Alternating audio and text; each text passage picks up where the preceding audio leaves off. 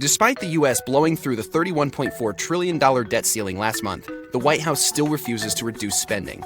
Our national leadership has buried their heads in the sand, but you don't have to. Call the experts at Birch Gold today and start diversifying into gold. For over 5,000 years, gold has withstood inflation, geopolitical turmoil, and stock market crashes. With help from the experts at Birch Gold, you can own gold in a tax-sheltered retirement account. Birch Gold makes it easy to convert an IRA or 401k into an IRA in precious metals. Just text Jordan to 989898 to claim your free info kit on gold, and then talk to one of their precious metals specialists. With an A+ rating with the Better Business Bureau, thousands of happy customers, and countless 5-star reviews, you can trust Birch Gold to help protect your savings. Text Jordan to 989898 today.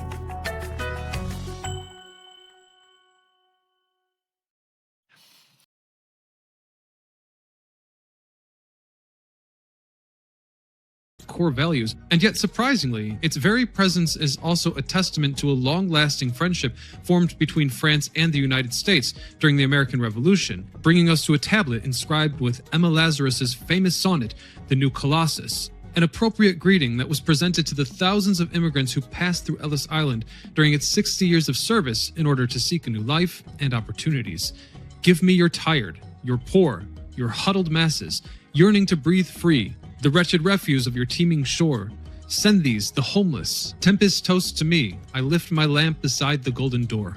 These patriotic messages, as conveyed by art, still stir emotion and attract a staggering 3.5 million visitors from far and wide to its pedestal every year. It is a much beloved and well-known part of American culture. But did you ever wonder what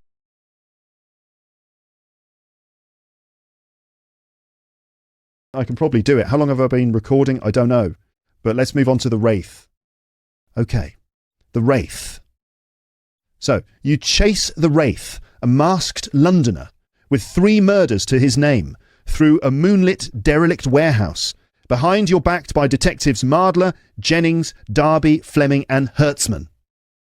So we're chasing a murderer who is called the Wraith, and he wears a mask. The Wraith has a flair for the theatrics. He likes theatre, he's quite theatrical. He has a flair for the theatrics, and he's always been a step ahead of Scotland Yard. This is the closest you've been to him, no more than 10 yards away as you sprint through the dark warehouse. The Wraith looks back at you, his mask cold and mysterious, cape billowing in his wake. He leaps up and throws a small firework up at the ceiling.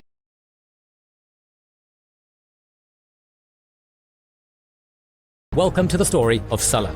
Previously, this biography of Sulla was only available exclusively for our YouTube members and patrons.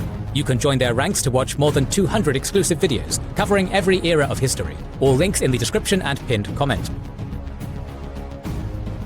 In 138 BC, only 8 years after Carthage's final destruction, the protagonist of our story, Sulla, was born in Rome into a branch of the prestigious Cornelii gens.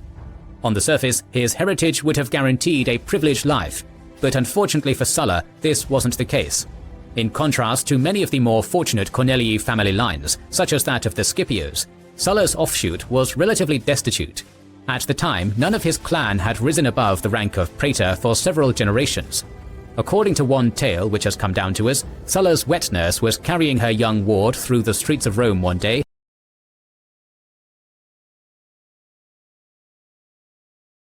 Law stating that all slaves were to be held in perpetual servitude, effectively codifying the practice of chattel slavery. This legislation was a response to the growing demand for cheap labor and the perceived need to maintain strict control over the African population. Benjamin Franklin, in a 1773 letter to Dean Woodward, lamented the hypocrisy of the slave trade, writing, "Pharisaical Britain, to pride thyself in setting free a single slave that happens to land on thy coasts, while thy merchants in all thy ports are encouraged by thy laws to continue a commerce whereby so many hundreds of thousands are dragged into a slavery that can scarce be said to end with their lives." The first slave farm in North America was established in 1619 in Jamestown, Virginia. By the late 17th century, slavery had become firmly entrenched in the American colonies, particularly in the South. The invention of the cotton